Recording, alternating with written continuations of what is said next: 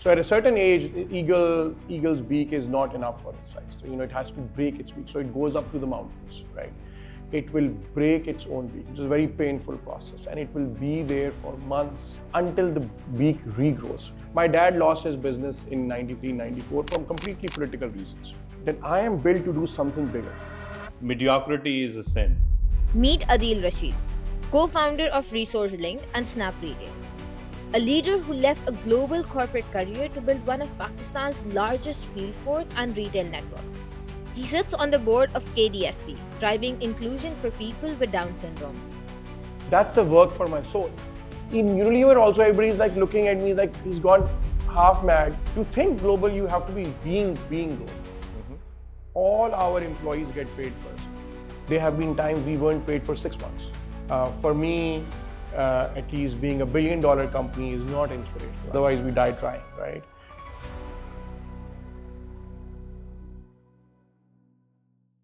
Apart from that, our team puts in a lot of heart into making these conversations happen. Your like, subscribe, and share would mean the world to us, as it will help us bringing in more valuable conversations like these. Thank you for your support. Adeel Rasheed, thank you so much for joining us today. I'm actually very excited about this conversation. Reason being, first of all, you're my mentor. You welcomed me to Pakistan with open arms, right? And allowed me to have the insight in the phenomenal organization that you have built with your partners. And I have a privilege to be a partner with the things that we are involved in. But this conversation is focused on Adeel Rasheed, right? Who he is, what are the driving factors, what does he want from life, and how the journey has been. So yeah, take us all through the journey from the beginning. No, so first of all, thank you so much for having me. I think it's a privilege. I've always been inspired by you. We met at a conference, I think, my luck, and I think we hit it off, and I think some of the things that you brought to us in terms of learning and conversations and deep conversations, I think I'm privileged that we had those conversations. My journey, I think God has been kind. I was born in Faisalabad to a family which was primarily an agriculture, driving family, from agriculture's family, from a small town in Toba Tek Singh called Peer Mahal. My grandfather moved to Faisalabad because he thought his kids will study. They did a little bit, right? My father became a government contractor. My mom was, as in Pakistan, they were cousins, and she was raised in Pindi. So I think I was privileged because my mom was very, very progressive, and I feel at her time, where she was very sure that my children, I have two siblings, I have two, an elder and a younger sister, that my kids need to be really excellent in academics, because this is their way of really moving up in life, really breaking the bubble, right? And on the other hand, I was also very privileged that my father was a very focused person on giving. He was a very service oriented, so he was always doing things for people, right? He was so there'll be incidents when we are getting ready to go somewhere and we come out and the car's gone because his friend came and took the car, and my dad said, okay, take the car, right? And then we will go on a rickshaw, right? So I have grown up with those two large things, and together, and still, by the way, they were probably one of the most hospitable people I've seen. So we have grown up where in our house, there was always some cousins living, because they would study in Faisalabad and they would live with us for 4 years, 5 years, 7 years, right?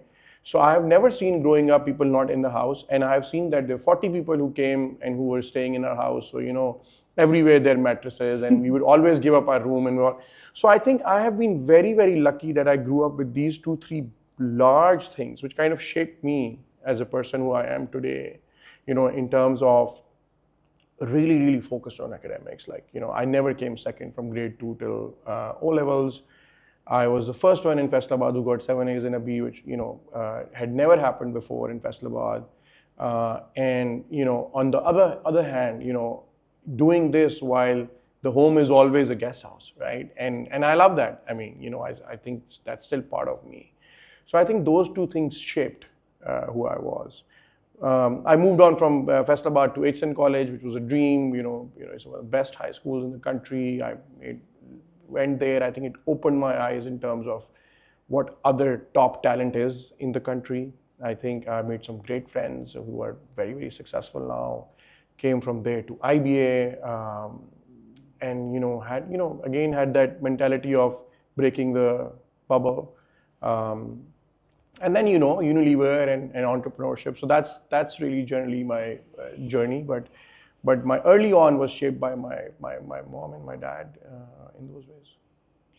You see, something very interesting you touched on. Having parents who are service oriented, servant leadership was taught at home. Yeah. Then having the generosity to share the resources that the universe has bestowed upon you.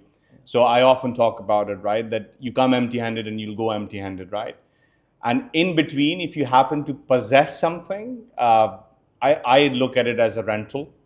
It's just a mere rental. And if you have that kind of clarity in your core fundamental or, like the foundational principles, then you're not reluctant to share it with others. And when you do share it with others, then you get tenfold back in shape of rearing children like yourself, right? So that's sort of like my mind was, like computing, listening to what you just shared. So how was it like with your siblings? What kind of relationship do you have with your siblings?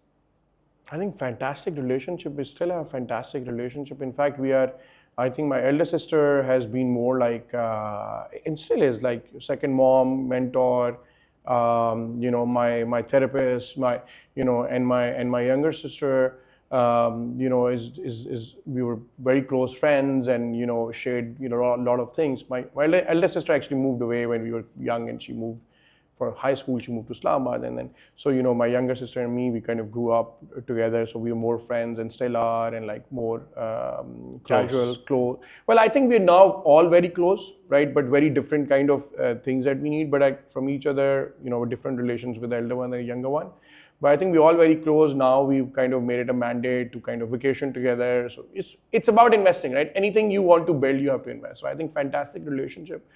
All, as I said, like very similar kind of, very driven, very focused. I think, but yeah, that also kind of helped me stay grounded. I think being an only brother to sisters, I think also gives you a lot of compassion. And for example, one of my dreams is to, at some point in time, we have to do something about women education in Pakistan, because I feel that we are losing a lot of talent, we're losing a lot of potential in this country by not really focusing on probably the better species, right? So I think that probably comes from the fact that I grew up with two sisters who were really, really good, and as siblings, I don't think we ever competed, but I think there was always this pressure of, what is the elder one doing, and what is you doing, what are you doing, and what is the younger one doing? So I think that was great. But yeah, that kind of shaped me, of course, in certain ways. So role modeling, right? What was it like being competitive? So you mentioned that, you were always there at the top, right? And you were sort of programmed in your earlier years to be that way. How does that look like in the retrospect, and how do you see your life being now? So, we talk to a lot of kids. I mean, we hear a lot of kids now, and even us, I think, we're not that old, but about mental health issues, right? So I think there is the good side of being competitive, and there is the bad side of being competitive, right? It's how you shape it, right? When I look back, I can say, oh, there was trauma because of the fact that I always had to come first. It's not easy, right? There is probably stress of, you don't have to just come first. You have to come first in all sections. You have to come first in all subjects. You cannot have 97%. You need to have 100%. Right? There is a constant, when I think about it now, there is like pain, right? You could probably see on my face. Having said that, nothing great is built without having that kind of competitive or streak, or having the ability to take that kind of stress which you kind of built when you were maybe 7 years old, and from you started building that, right? If you cannot have the ability to take, you are an entrepreneur. Bad things happen, man. Yeah. Things go south. Yeah. You lose everything. And by the way, the biggest thing which has shaped me is apart from all of this, my dad lost his business in 93, 94 from completely political reasons, right? Nothing of his fault, but lost everything, reinvested, lost everything again. Everything turned tables up for us. Car is sold, home, we had to leave the city where we grew up. My parents didn't have money to afford my education. My mom who's pitched in, thanks to them, we are here. And we were doing pretty well before that, right? So, as a child, I was maybe 13, coming from there to that. But that also shapes you, So some of my friends, actually one who's been on your podcast, reminds me that when I came to HSN, I used to say that I will buy a Land Cruiser. Why? Because a Land Cruiser was not like success, but at that time in my life, at that age, people who were successful had Land Cruisers, right? So I think that, these things shape you, right? And even today, when I look at myself, that is part of me. So point is that yes, there is a bad, but I think I would not be anything if that kind of pressure, if that kind of grit has not been built when you're a child, right? So I thank my parents for giving me that, because today, sitting at where we are sitting, I look at, okay, how are we going to get to 100,000, a family of 100,000 people in our group, and building a global business, right? Which means that you are never sleeping too well, right? But I think it also means that you can give and you can build, and you can build a much larger thing than yourself. And I think all these experiences shaped me. Adil, such a beautiful sort of like a piece of wisdom that I'm taking out in terms of parenting, that it's the pressure with the right balance, right?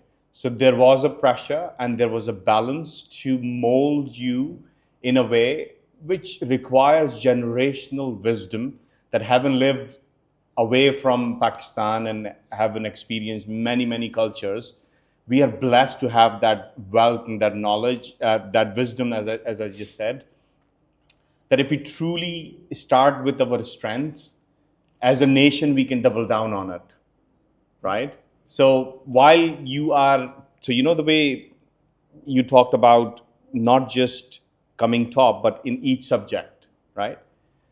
What is this? This is instilling quality in you, that, right, you don't half-ass anything. You're just going to make sure that if you're going in, you're going to go all in, and you're going to build something which is quality, right? Why? Because quality is the only thing which will generate premium, right? And when you have that, when masses are doing that, when this becomes a norm, all of a sudden Pakistan's image is changed. All of a sudden the entire. So what is your take on that? So 100%. I think what it instills is attention to detail and perseverance and day-to-day working on building something. Now, let me give you an example. And I think because of this, I was always like this. When I came to IBA, I was one of the 4 kids. I think I got lucky in that, but I was one of the 4 kids from Punjab at that time who got into IBA, right? The honors program. And the first week that I came, and because I'm already thinking, when I get out, where I'm going to go. What's the best place to go from here? The best place to go from IBA, because IBA is a very marketing and sales and corporate driven organization, is Unilever and Procter & Gamble. Or for the finance people, it's the Citibanks and the Standard Chartered and all that. So I said, okay, first week I decided I'm going to go into Unilever and Procter & Gamble. What is the path? 3rd year internship has to happen at PNG because that's the best internship. That's the most intensive process. Okay, if I have to get to third year as a Procter & Gamble intern, because if you become a Procter & Gamble intern, they will also offer you a job if you do well. Okay, so that's my path. How do I get there?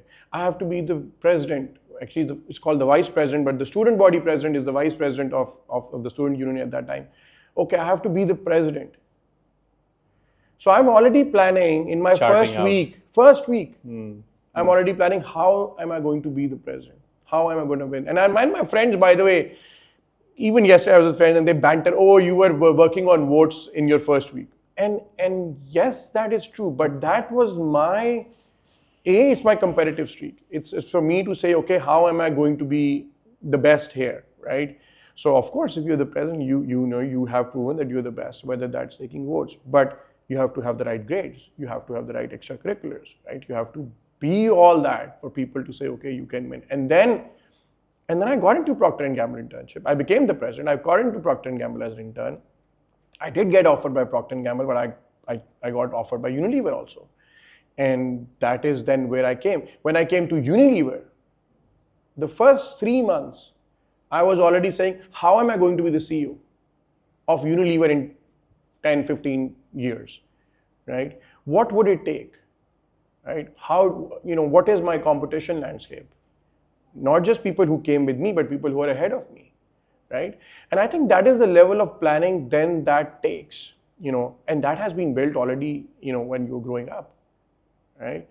And as I said, today somebody would say, oh, that's a lot of trauma that you're carrying, maybe. All the leaders we've seen, I think they have gone through certain things when they were less than 10 years old. Those things have been built in them, right? The grit has been built. So I think 100%. I think that's what it is, and it is even today that is with me. I am planning today, saying, okay, as an entrepreneur, you can't, right? I mean, I did 10 years at Unilever. I was one of the youngest marketing directors. 9 years and some months I became. I got a call from HR when I was getting promoted. Are you this young? I said, yeah, I'm this young, right? But nobody has. I actually got a call from HR when I got promoted. I said, but like we've never had a under 30 director, right? Wow. I think there have been other people, but maybe not in marketing. I mean, actually, some who were close to me and or with me, who were also very fast, right? But in marketing, I know somebody who was a director in 7 years in finance. Great guy, also an IBA grad, right? But that was a big deal, right? But that doesn't happen by chance. You cannot expect to be leading from the front by chance. You have to plan it. You have to then work for it. You have to put in the extra effort and time, and that's where it was shaped, right? Mediocrity is a sin. I would go to these extents, right?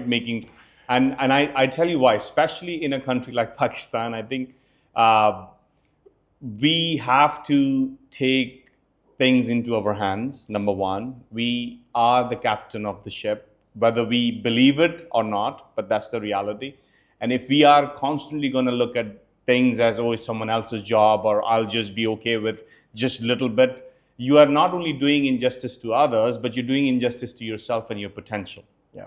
And what I really love about having you as a mentor, and I tell you, I'm very specific about it, and I don't think these guys probably listening today as well. I've never, with any guest, I never had anyone who's my mentor in that capacity. What I love about you is having that killer instinct, right? Having that winner's attitude and mindset, and then being able to work with other leaders, right? And be super comfortable in your skin. I think these role models and type of people we need in, like thousands of people or thousands of role models that we need. And when I saw that deep, like very closely, I was like, what? It is a blessing to have someone who's running, an organization. Of course, there are, like rooms and levels, and as you are now globally trading. But at that time, that was my clarity, that it was you, and I was very clear about it, that you must be able to identify that who do you want to help you and give your ear to, so you can sort of make your informed decisions. In the end of the day, I made my decisions, and like we all make our own decisions because we are the captain of our own ship. But I think that's one piece you just articulated in what you just explained. Yeah, no, I mean, thank you so much. I think you're very kind. But I think, as I said, I mean, all these things shape you, right? So, for example, a certain amount, and I talk about this thing about eagle breaking his beak, right? So at a certain age, eagle's beak is not enough for its size. So it has to break its beak. So it goes up to the mountains, right? It will break its own beak, which is a very painful process, and it will be there for months, until maybe more, I think, until the beak regrows, right? And I think that maybe not as painful, but if I look back at my journey, and I hope this journey is continuing for the next 30 years, but I think that is something which somehow or somewhere my family, my parents, my friends gave it to me, that strength to say, okay, how do you change? So, as I said, I did 12 years in Unilever. 12 years in Unilever, right? And at that time, it was pretty evident. I'm not saying I would have been a CEO, but it was very evident that I am in the group of people who will, do well, who are doing well, who are growing. I had led a few businesses, big ones. I had led, part of the senior sales roles. And at that time, I had this thing, okay, I want to try entrepreneurship, right? And I think the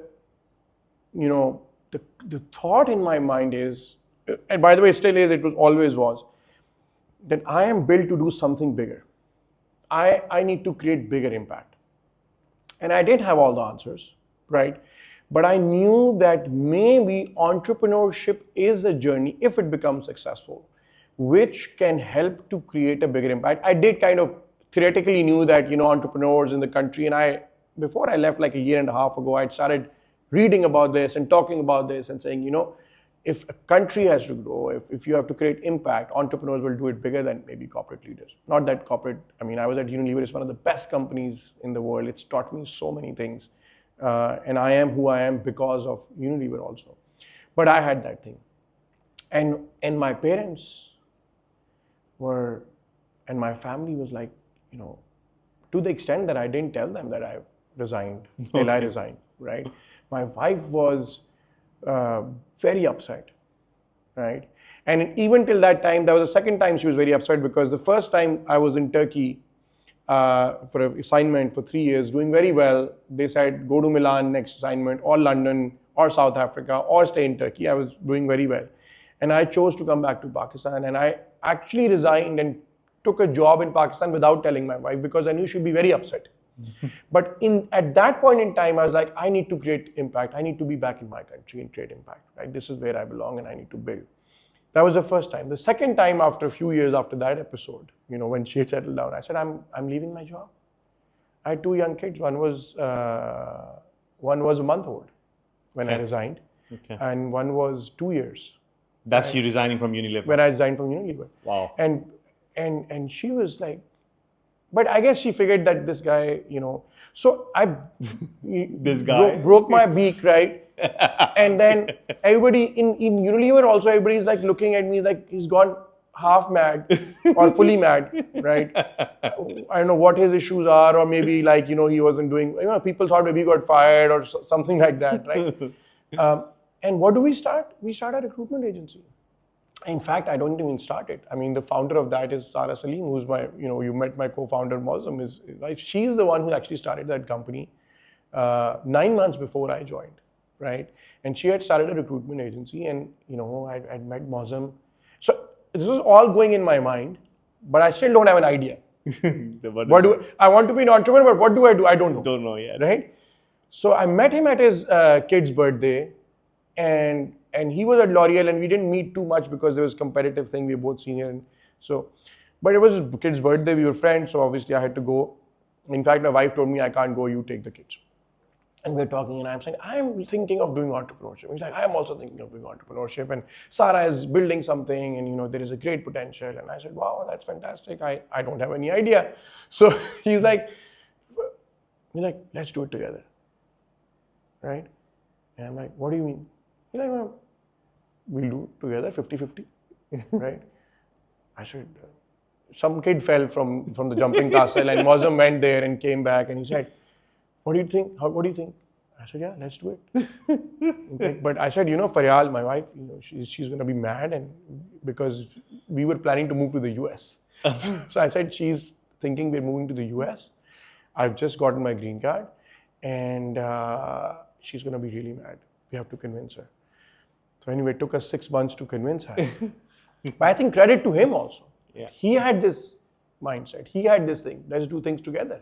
And Sarah, right, who had built that company, she welcomed me in that company. She had, we were actually co-founding team members technically, like me and Mozam with her. But anyway, and then after I had done all this, I said, what do you do? He said, we're trying to build a recruitment agency. I said, okay, we'll figure out something. And then I was like, anyway, after, it's like, are we going to do recruitment? I said, yeah, we'll do that, but I don't think that's what I want to do. But we will figure it out once we've jumped. Beautiful. Right? And then I jumped.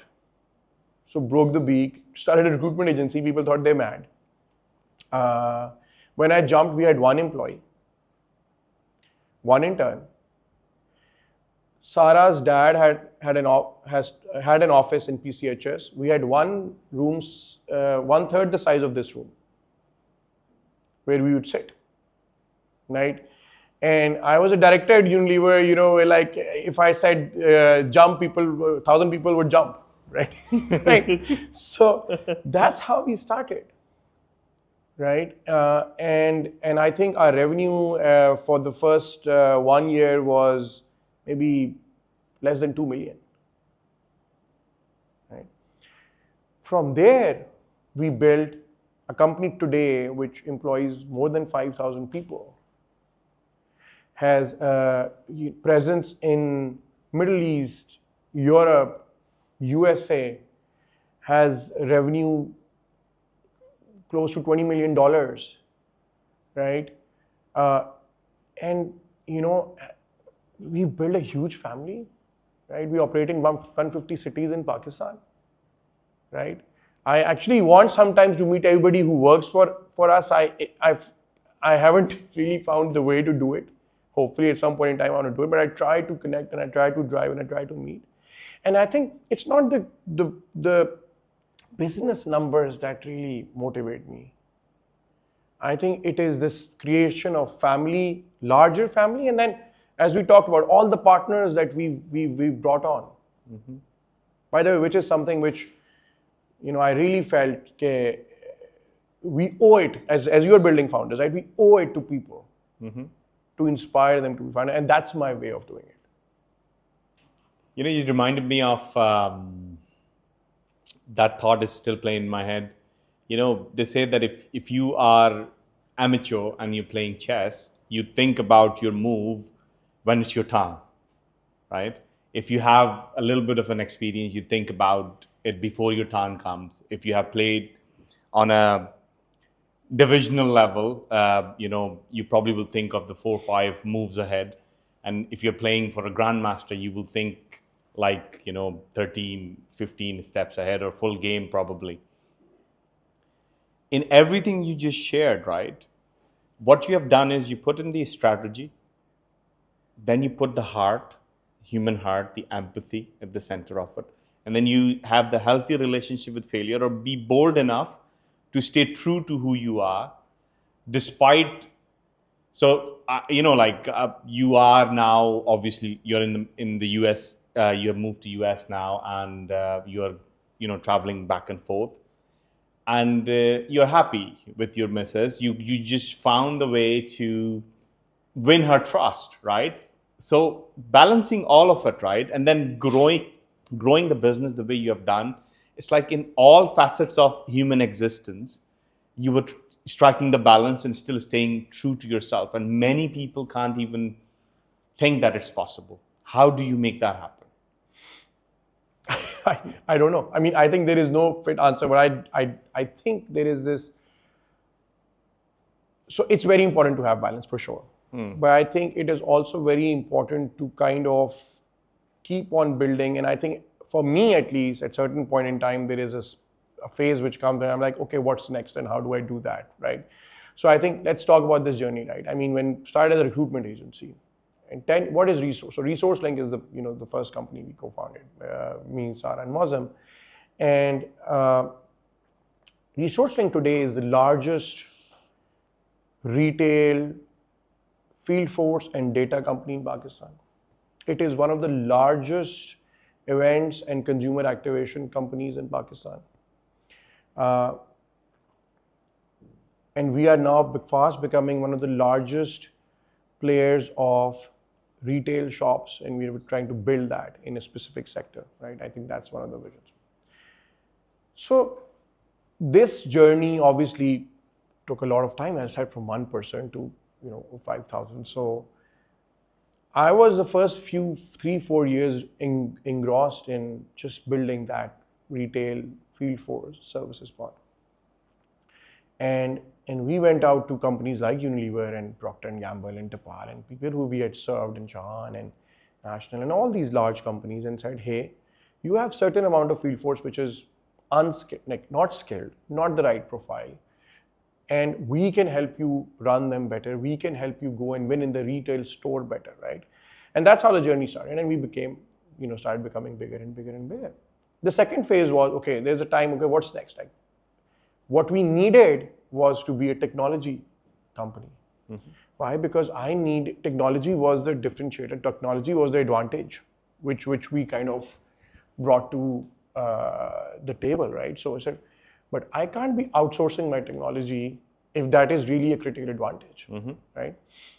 So we acquired, in fact, we kind of brought into the family 3 partners, some of them you've met, and we said, yeah, okay, you're doing technology work, let's do this together.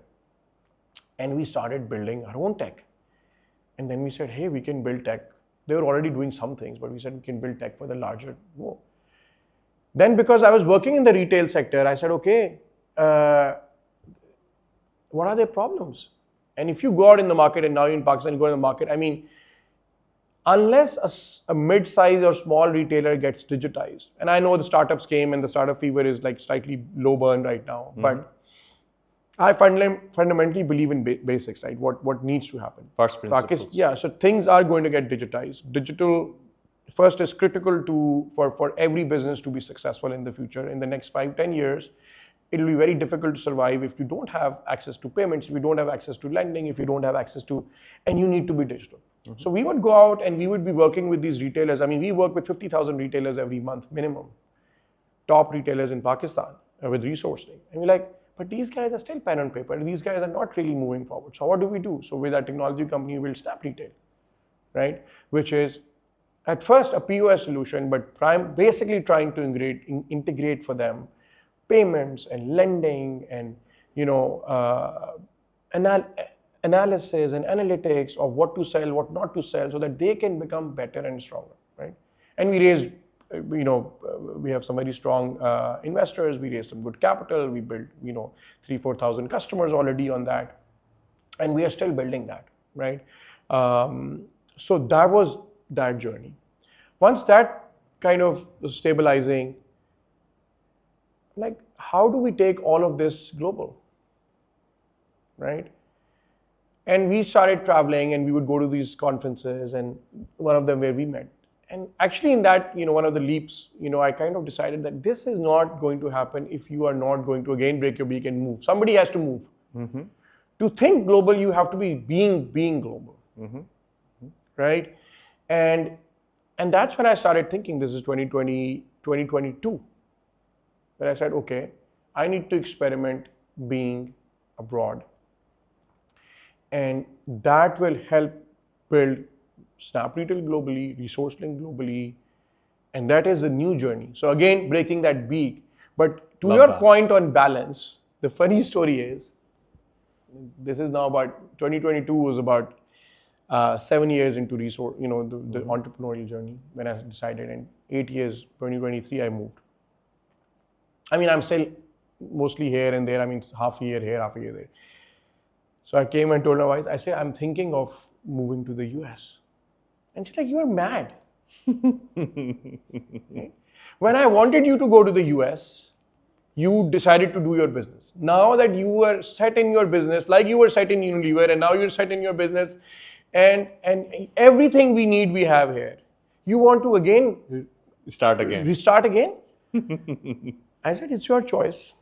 But I think it's great for the, exposure is great for the kids. It'll be a new journey. We were building a house in Karachi. We built that in February 2023.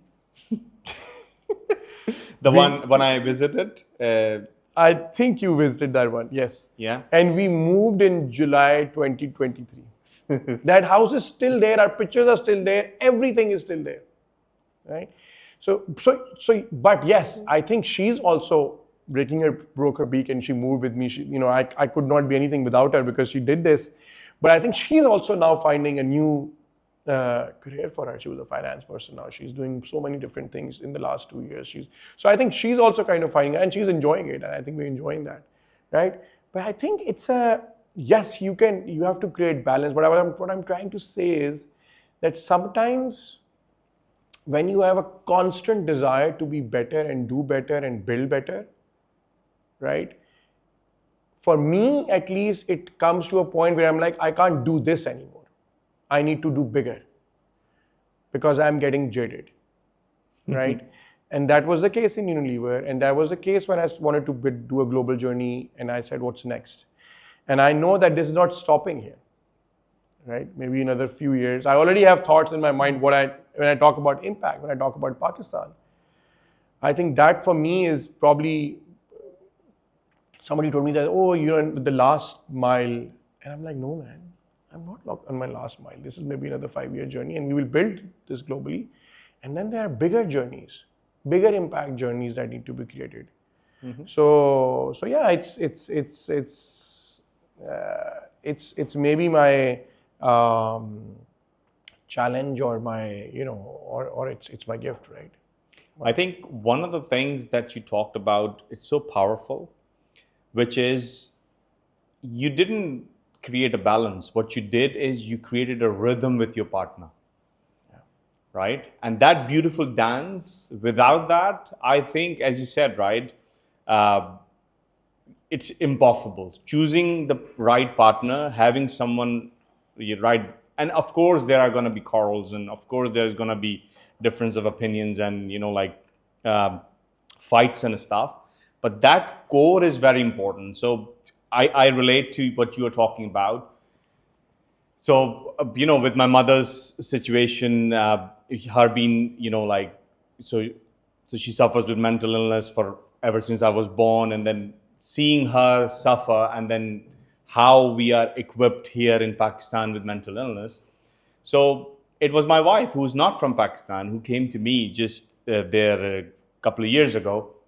And she said, when are you going to follow your own advice? I'm like, what are you talking about? So you work with the startups and you tell them that, there is a certain level of artistry that you need to build the product, and you need to get the constant feedback and, build things which do not scale at the beginning. Have you done that with your mother, or with things that are close to you, with you constantly thinking about Pakistan? Have you done that with Pakistan and your family? And I was like, for a second, it took me a couple of minutes, as in like, I was thinking, what is she trying to get at? And then penny dropped, and I realized that she said to me that, for how long are you going to keep throwing money at a problem that requires you to be present? So then breaking beak analogy just fits in there, right? And then she just said to me that, I said, but then what about you? And what about, she's like, well, I'll go wherever you will go, right? And because of that, I have been able to be fortunate enough to spend like on the ground 11 months, 12 months now here. But then once again, if you don't have that support from your partner, forget about it. And that kind of brings me to 100%, right? Parents, your spouse, your siblings, and for me, this is so important that our whole system, my whole vision is based with people, right? When we started, I said we'll have 100,000 people, impact 100,000 people through our company, 100,000 employees, and we'll have 100 partners, right? And we are nothing without the people and the talent and in fact, the business partners that we have. We have built this and we can think this, we can think global, from building from nothing, right? I mean, if there was an advantage of capital, we didn't have the advantage of capital. We started the company with 400,000 rupees, right? My first big project, I took a loan from my sister, and Muslim took a loan from his parents. We needed, 3 million rupees. We didn't have that, right? So we didn't have capital advantage. We didn't have business legacy advantage. What is it that we have? We have the advantage that we have a very powerful team with us and very powerful group of people and partners who we have been able to inspire. And I think this is very important, from family partners to this, I think, and they are my family now, right?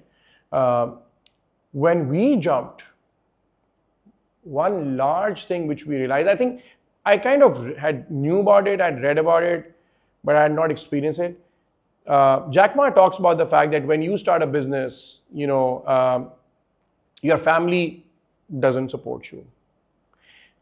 Your close friends shy away from you, right? People who thought were going to support you, they don't do that. And at that time, people who support you are the people who trust in your capability and they support you based on, they feel that you're good. And he says, when you make it and you host a dinner, right?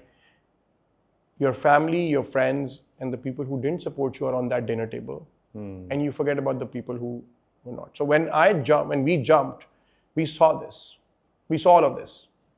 Family, not from the reason of that they didn't want us to succeed, but just because they were so scared, they didn't know what was happening. And unknown. They thought we were just dumb, right?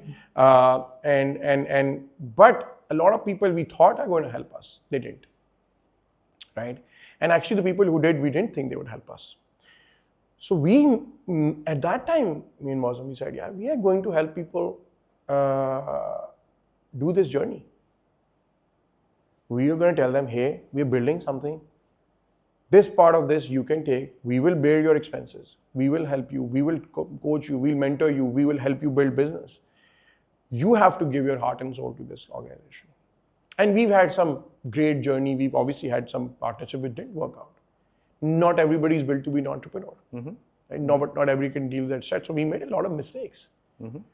But that's another thing we have to talk about failure and success. But I think we kept on moving forward. We kept on building. And I think some of the people who are with us have been there for like 9 years. And the company is only 10 years old, right? And I think those have been really beautiful journeys, and we have such powerful talent. That is the only reason that we can sit out of US and manage this or try to have a global dream. You can't have your house on fire and think global. And think global, right? Our house is being managed by the best people.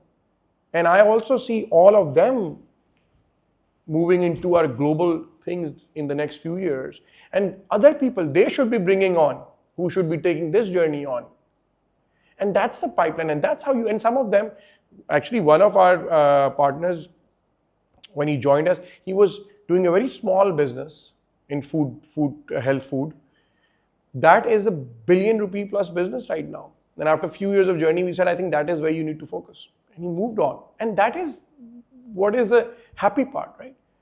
And that's a journey we did. So I think we're nothing without those people. And I think that, again, going back to where it comes from, for me at least, is from, my father and, all the things and the hospitality that we had seen and, working with people. And my father used to say, that a guy who has many friends is never poor, right? So I think that's the mentality. So I think those are the people, and that's how you grow. Culture, especially the culture that I have witnessed with you, and I want to share a couple of things. I think we have never really sat down and have this kind of conversation. When I first met you, and we were both sitting, so you guys were top 12 in Leap, SnappRetail was shortlisted. only Pakistani company to be on that stage. Made me so proud. I had other plans, and I'm like, you know what? I love the guys, and I just dropped everything, and I was just there with you, and I was just loving every moment of it. And both of us are sitting there. I was bald because I had done Umrah at that time, and I still have that selfie, right? Just right before that, when we were sitting down, and Mazum Bhai was on the stage, we were discussing the super app idea that I was working on that then, and you looked at it, and the very first words came out of your mind was, "Man, you have outdone in the vision," right? And very few people were able to even make sense of it, let alone see the vision, right? Of course, bringing a vision to a reality is a different ballgame, right? But you were able to see this. Yeah. Now I understand, after listening to how you think, that you were already there or thinking about it, right? Then the other thing, what you did incredibly well, and why am I reiterating this, is because you are running a large organization. I was a foreign entity, right? But as a part of a culture, what you did, first you welcomed with that generosity and that hospitality. And then when I visited Pakistan, you gave me the access to the entire organization. Yeah. Right? Now, when you did that, of course, me being like the way I am, I engaged with everyone, right? One of the best things, and this is just my thank you to you for having built an organization in Pakistan. I spoke with Basit, right? So he would come and he would always give tea and water and stuff. And one Saturday I was there. Usually Saturdays off. So one Saturday I was there because I think I had a meeting or something, and he was there as well. And we were just sitting down talking about his challenges in his life, and he had nothing but beautiful things to say about you and Mazum, right? And that's the culture we are talking about here, that no matter where you get to, people who are just doing as little as serving tea and doing what they are doing can see and have the access to, right? We are lucky, and I think it's a journey. But I think culture is what do they say? Culture eats logic for breakfast. For breakfast, yeah, right. So I think that is very critical. I think there's a long journey. I think we have to build in even better culture, better things, and I think I do see the challenge, but I think it has to come from a genuine intent. So I do think that from a genuine intent, I think we always had this thing that, okay, if we are doing, for example, field force, and at that time, those people on the ground, they're basic wage earners, right? They didn't get salary from bank. They didn't get health insurance. They didn't get life insurance. And we said, this is what we'll do.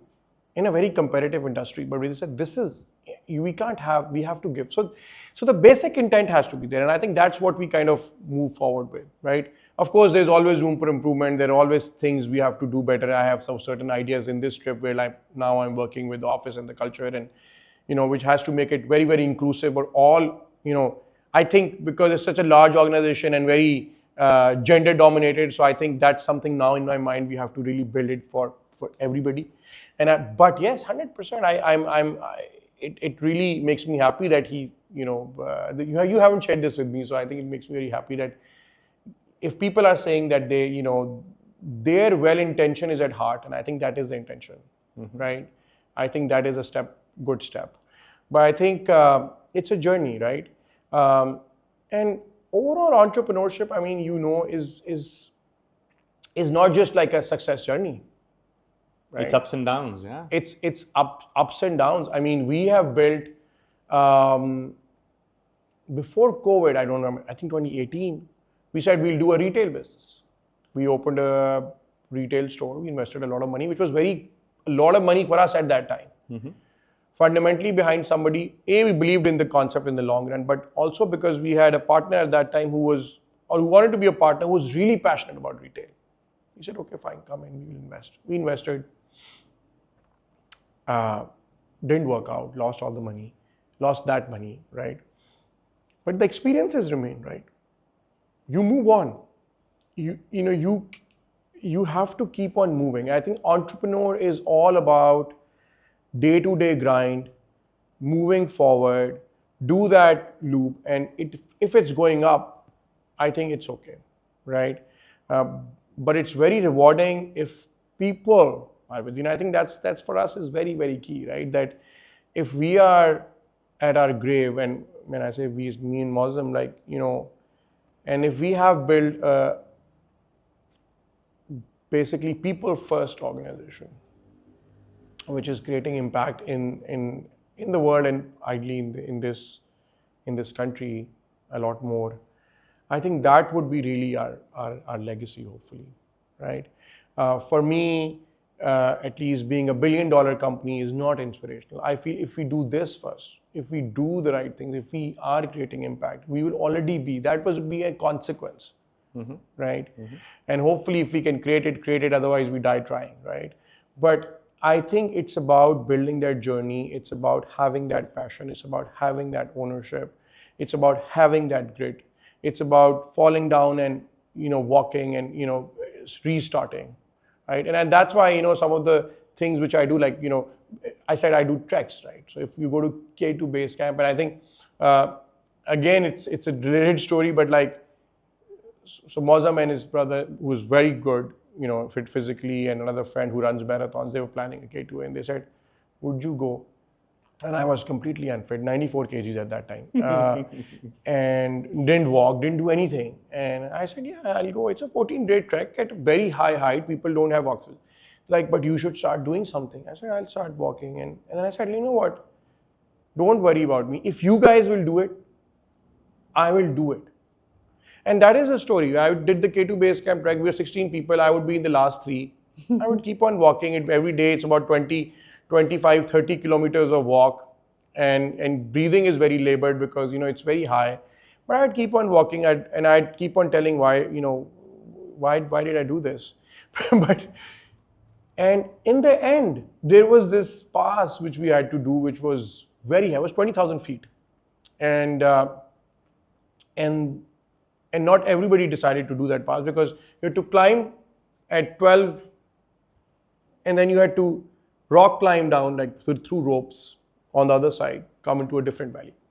So a lot of people said they didn't do it, and they were discussing who's going to go and who's going to go. We were at dinner in Concordia, which is where you see K2. And they asked, what's your plan? I said, I'm very happy to go back with the normal route that we came, which is easier. But even if one of you is going to do it, I will do it, right? So I think that is, again, you know, it's a curse and a blessing, right? For entrepreneurs, I think that is needed. So, I mean, let's talk about creating founders. I mean, let's talk about, you know, what is required for those people. I think this is what is required, right? You need to have the ability to take risks. As I said, I've done it many times, but I'm 2 large ones where I've just changed my life, uprooted 2-3 times in my life, right? Going to the unknown. But every time you go into the unknown, you create something bigger. That's my experience. It may not work. Big risk with my kids at 13 and 11, but you have to make it work. Decision making. One of my Korean bosses in Unilever, Soki Won, I really respect him. He used to tell me, Adil, do 10 things. And when it gets 80%, you think it's 80% right, just do it. If you do one thing, the probability of failure is 50%. If you do 10 things, it's the same probability. You'll at least get 5 or 3 right. That's how you move forward. People are unable to take decisions and move forward. Unable to take risk, unable to take decisions, right? And then when you fall, it's not how hard you are punched. It's how hard you are punched and how many times you get up. You know, that's beautiful. I think messing up that Rocky saying, but pretty much that's about it. It's how many times when you fall down you get up. There's a book called Grit. All about that. 90% of success, I believe, is perseverance and moving forward. You only lose when you stop trying. Only 10% is everything else. So move forward, take risks, take decisions.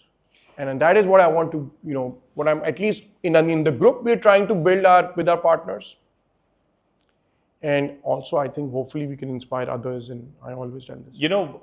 I wanna just sort of give my thoughts on what you just shared. Right? You are a finisher, so oftentimes I have noticed that people jump from one thing to another, to another, to another. Right? Now, what you do is you build something sustainable. You think like a level 5 leader, someone who actually has someone holding the court. It may not be as good as you would have done, but you have this delegation element. Okay, if it's not going to be exactly the way I would have done while I'm, personally engaging with everything, but you just take sort of a risk / allow other peoples to rise to the occasion. Then you move to the next one, and next time is always bigger. Now that's a recipe, right? That's really important. Every successful individual have gone through that. People hear stories like yours or, read all of those things in the book, but that little detail makes a world of a difference. So that was inculcated that, you're doing that. Other thing, what I really loved is leaders eat last, right? And I've seen that. So you don't force to be the, like the champion and who's going to do that. This is very, very inspiring.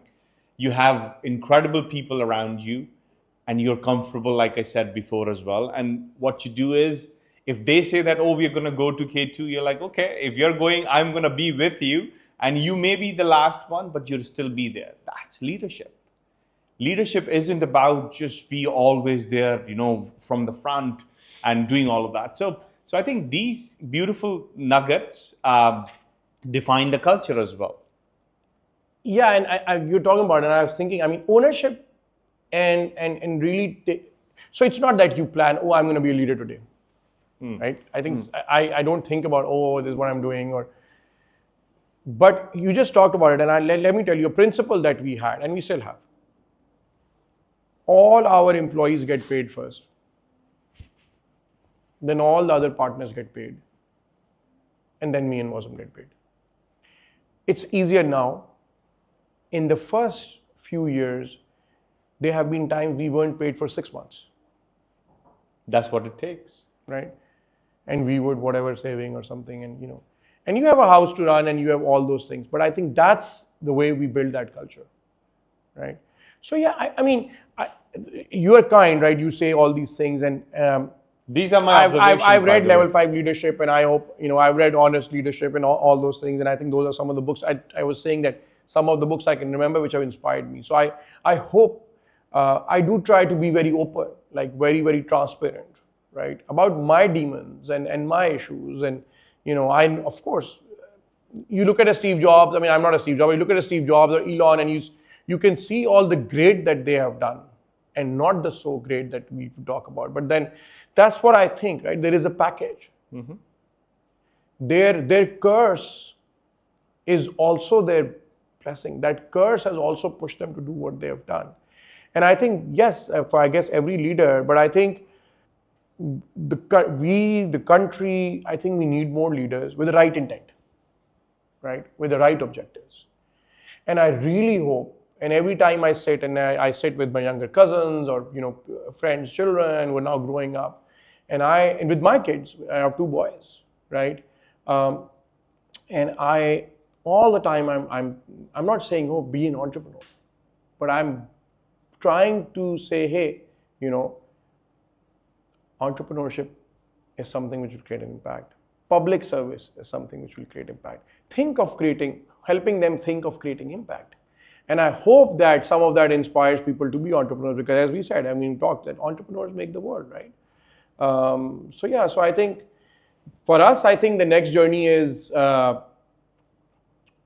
also again being driven through that. So hopefully now we are trying to build global. I think there is some success. SnappRetail is trying to go to the region. So I think that's building. It's growing in Pakistan. So let's see in the next 3 to 5 years. What happens. But I think we see a larger vision, and hopefully you get You know, there. there is something. So I always talk about least level of success. So anything that you do, you must have multiple level of successes, and you should be able to articulate them, right? So the least level of success from organizations, and especially the way you are building it, is where you will end up leaving people being entrepreneurial. And you don't have to be an entrepreneur because it's a luxury, or it's you need to have certain level of madness to just go and run the family 100%. with the newborn and 100%. 6 month Yeah. salary, right? But if we have people who are entrepreneurial, this is what we call founder mode, right? That okay, you're not doing what Elon's and Steve's and all of these people doing, but you are owning things that you're doing. You're not just there to tick boxes. You're not just there to feel like a victim. You are there to take interest and drive things forward, and trust that the part of the culture that you have vetted it, and you want to follow that leader. So I'm very peculiar about who I listen to. I keep saying this, right? But this is again principles or the framework that I have developed help serve me really well. I don't listen to everyone, right? I'm very critical about who I surround myself with. We talk about 3% redefining possible.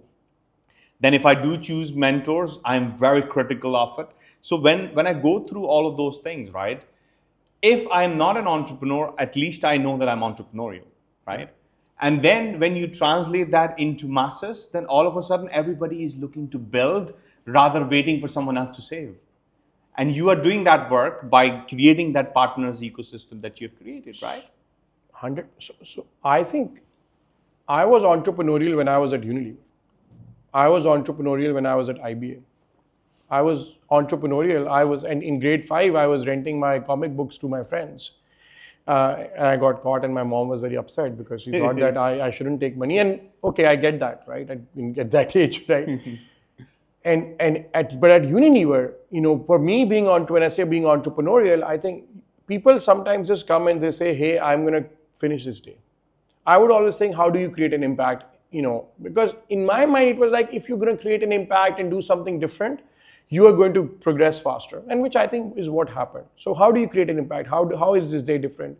And that was a lot of it was through galvanizing people. A lot of it was like saying, okay, let's turn this brand around, or this this trade channel around, so do something different. So I think 100%, if you are entrepreneurial in your corporate life, you will be more successful than others. That is a given. That's why you were the youngest marketing Right? director. That is a right? given, right? So being entrepreneurial at anything, even I guess at home, if you are thinking it through and not reacting, right? And we have to obviously take a lot of those lessons. I think when you're at home, you forget sometimes the things you're doing, but being entrepreneurial is going to be a key to success in anything that you do, in your relationships, in your corporate world, and all that. I think beyond that, I think the easy way of entrepreneurship, and I hope that inspires and those entrepreneurs to be bigger entrepreneurs, is you become a part of an entrepreneurial company, like startups do, right? Give you founding equity and all that, and get inspired and learn, and then do something on your own. Yeah, absolutely. Right? Or continue with that organization if it's growing.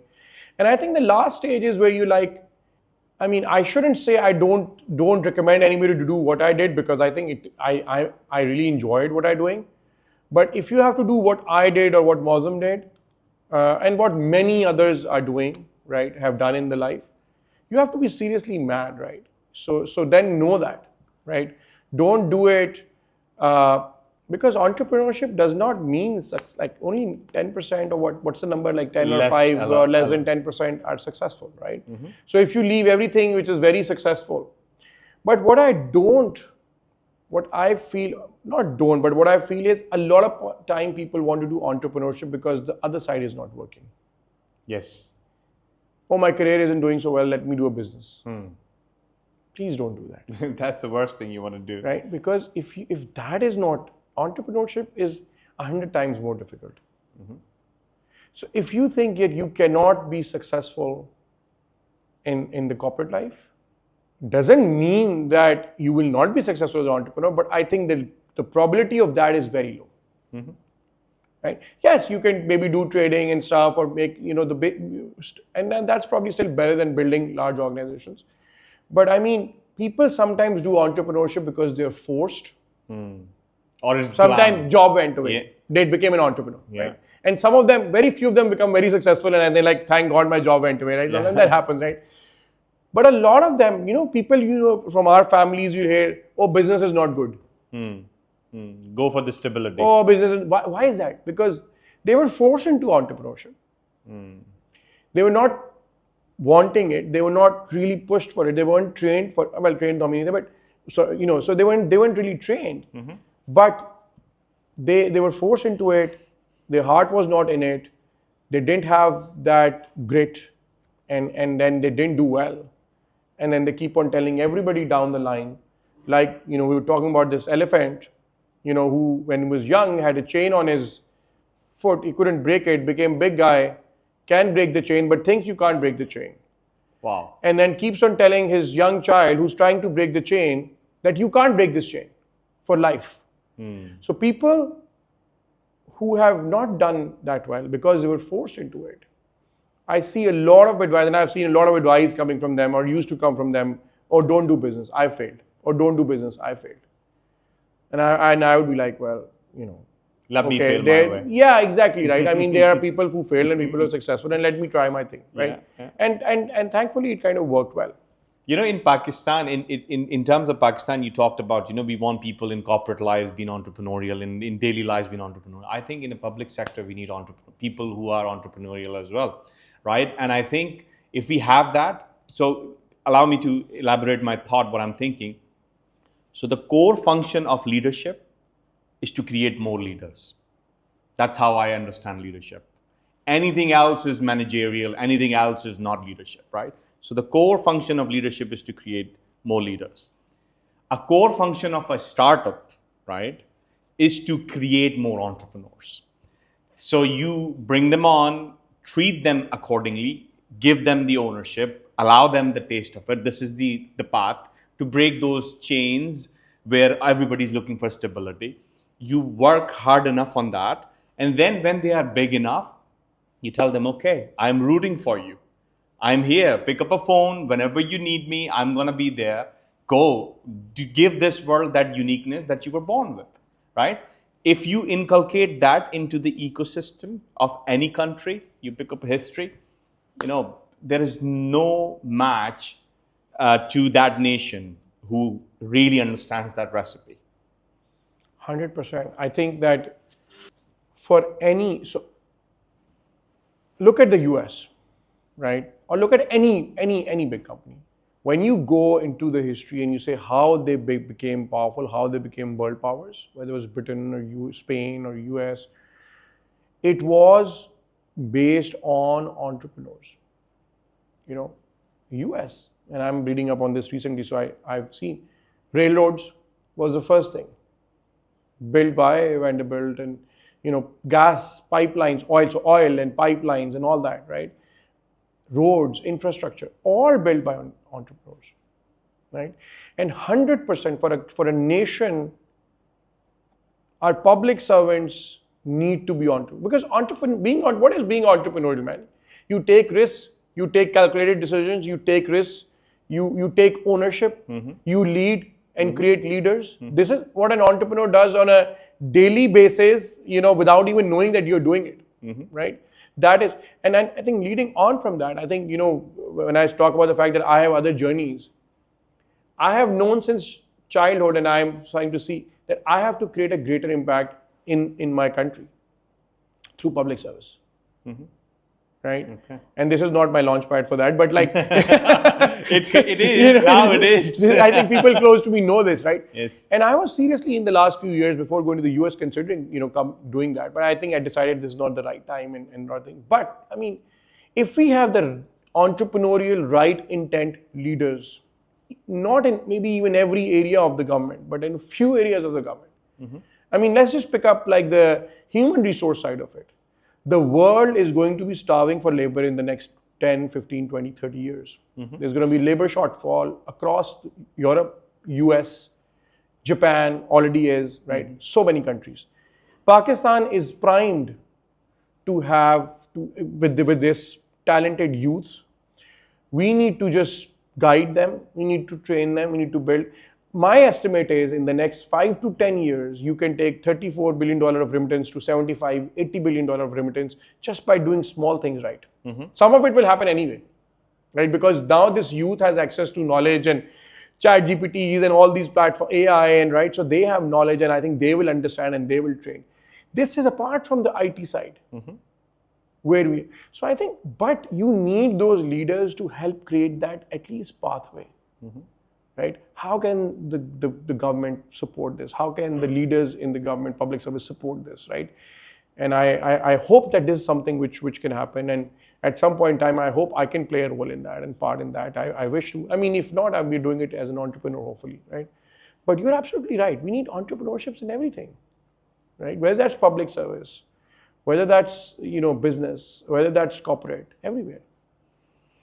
This brings me to the second last question as we come to the end of this beautiful conversation. You and I can sit here all day and talk to us about your work with KDSP. Oh, that's a work for my soul, right? So my niece, Leah, who's a beautiful 14-year-old, very, very intelligent girl now, was born with Down syndrome in the best hospital in Pakistan.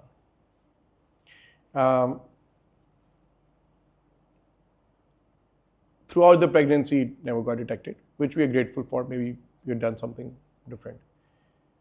So she was diagnosed with Down syndrome on birth.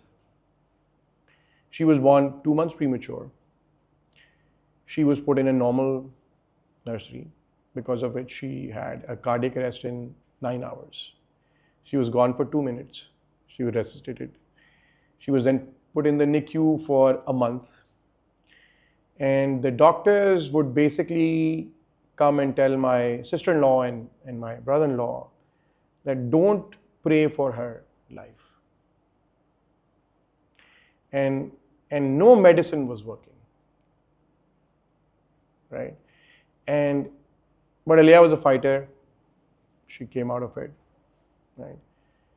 And anyway, after that, when they went out, now you're out of the hospital, it's a better, it should be a better world now.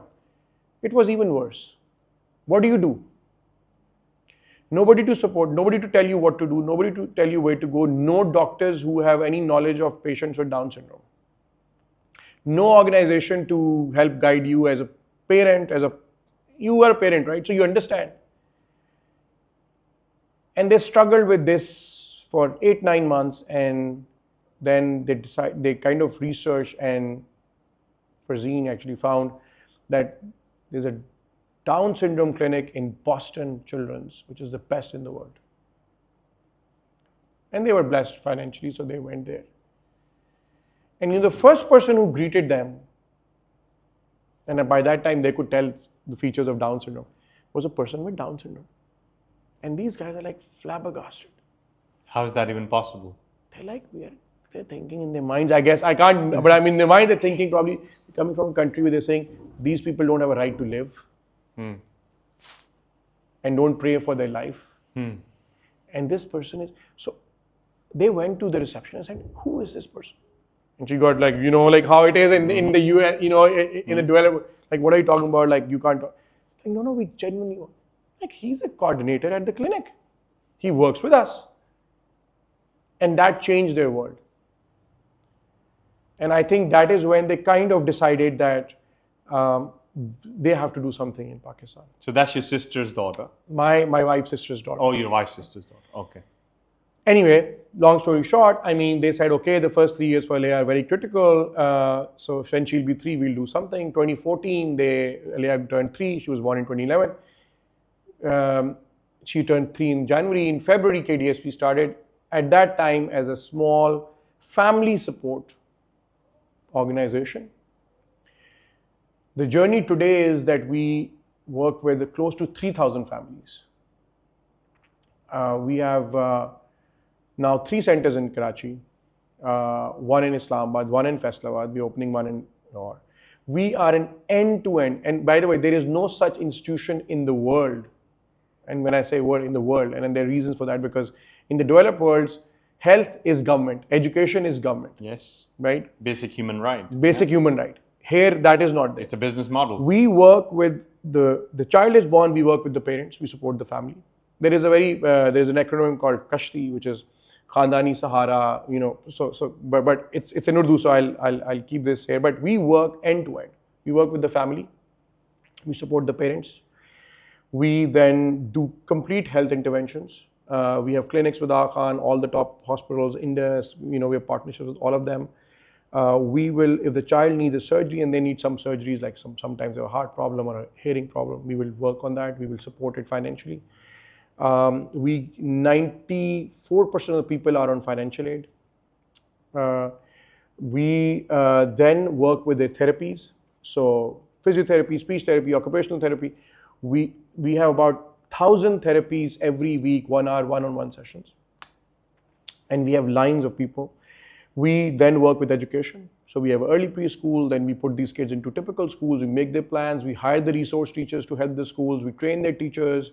Then we have after school program for all these kids. Then we have a vocational skill building, about 30 different skills. These children cook, elders doing, the elders, they will cook, they have sewing, they do, all kinds of this kind of work. They do painting and art, we sell that for them. All the money from all these things go back directly to them, 100% of the revenue. So they are now earning members. Now then the elder ones are going to internships. So they're already working with Outgrow and Habib University and all these organizations, and some of them those are becoming jobs. So we are doing an end-to-end thing. I was on the board, I was the chairman of the board, and as now I'm in the US. So there's a US organization, Friends of KDSP, which supports KDSP. So I'm one of the people who's kind of leading that and helping grow it. So our task is primarily awareness and fundraising there for KDSP here, and other Down syndrome organizations also in the world actually.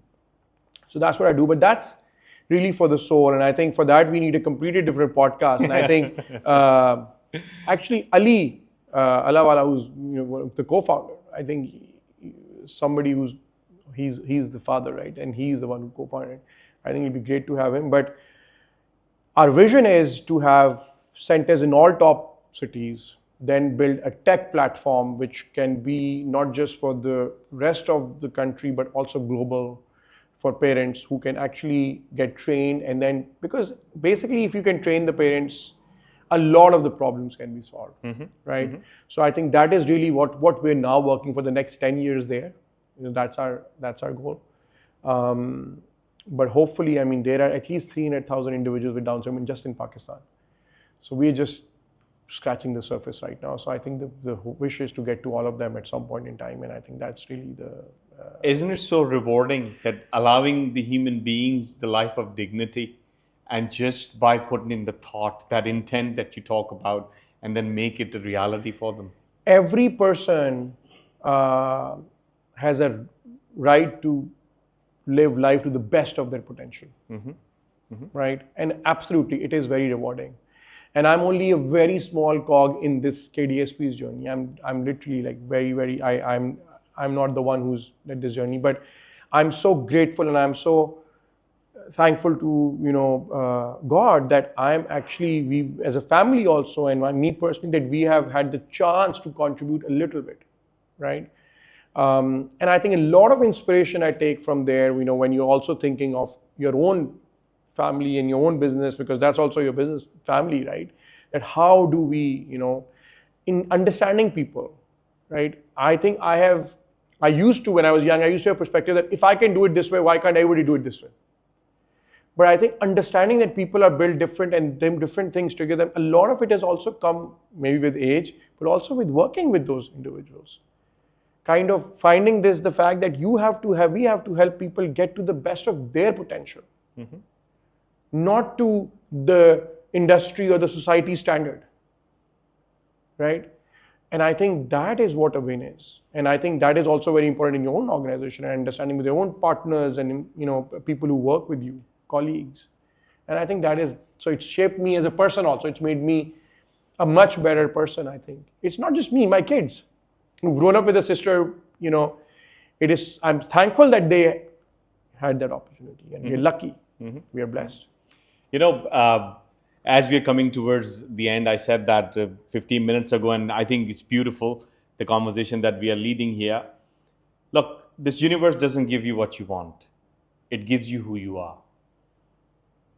And it is such a profound statement that I came across that it changed everything for me. And then, to build up on it, Rumi says, right, that yesterday I was clever. I wanted to change the world. Today I'm wise. I want to change myself. Right? So you just echoing those sort of like principles where if we understand that we all have a unique soul print, not just fingerprints, not just retina, we all have unique soul prints, and we must have that fundamental right to put our print when we come into this world. I think a lot of the problems of this world would just go away, right?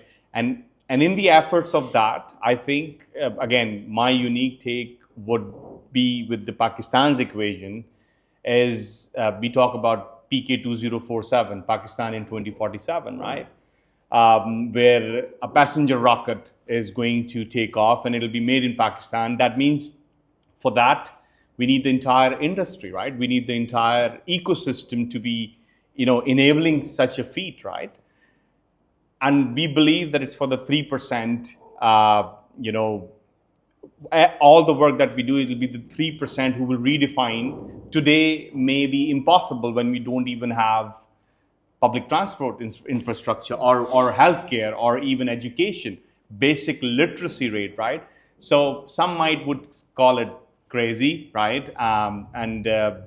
Last guest, so before the end of the conversation, we asked all the guests that what are the 3 things, in your opinion, should be a part of the tool belt for those 3% who are, redefining possible. So they talk about being unapologetically optimist, right?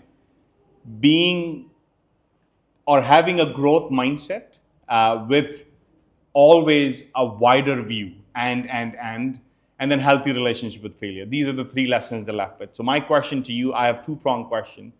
First, how crazy do you think PK 2047 or in a country like Pakistan trying to get 3% on one platform is? And what are those 3 things from your lens that you want to leave the aspiring entrepreneurs and people who will be in the founder mode for Pakistan? I mean, the 3 things you've said, I think pretty spot on. But I think, first of all, I think any entrepreneur, anybody trying to build an impact, 100% always has to be seeing ahead and seeing positively, right? And it's not even about forcing yourself. I feel that I see it every day. I see this country and I say, hey, we have to be great, right? Or I see my business and say, hey, we will get to whatever, 100,000 people or $1 billion or whatever, right? Or we will be global. So yes, 100%. You have to have a larger vision. You have to be positive. You have to see forward. I think second thing for me is that nothing worth anything is built without taking risks. If you can't change your skin, if you can't take the risk, I think that those 3% have to take the risk, whether that's in your personal lives, in your corporate life, for the country, right? I think third thing for me is that perseverance is 90% of success. You have to have grit and you have to keep on doing it, right? And you don't give up. If you don't give up, it'll happen. It will happen, right? And I think for Vision 2047, I think I hope I'm a contributor to that vision, and I hope that because I know it's going to happen. You're not going anywhere. Yeah, I'm going to squeeze everything from your wisdom. I'm with this country, I think, and with this vision, I think 100%. We will be a rocket ship, I think, and things will shape towards that. So 100%. Adeel Rasheed, it's been a phenomenal conversation. Thank you so much for joining us today and sharing the wisdom that you have shared. and we will have you back again, and we will be checking in on the progress and how things are doing, because I know this for a fact that not only for your organization, for this country, people like you will have done or will have made that impact that you crave and fight for every day. Thank you. Thank you so much. Such an honor. What a privilege to be here, and humbled by the conversation, and hopefully, I think we are close. So I think we'll be seeing. But I think together. hopefully we'll work together to create this journey for the country and for each of us. Right. Thank you so much. Thank you.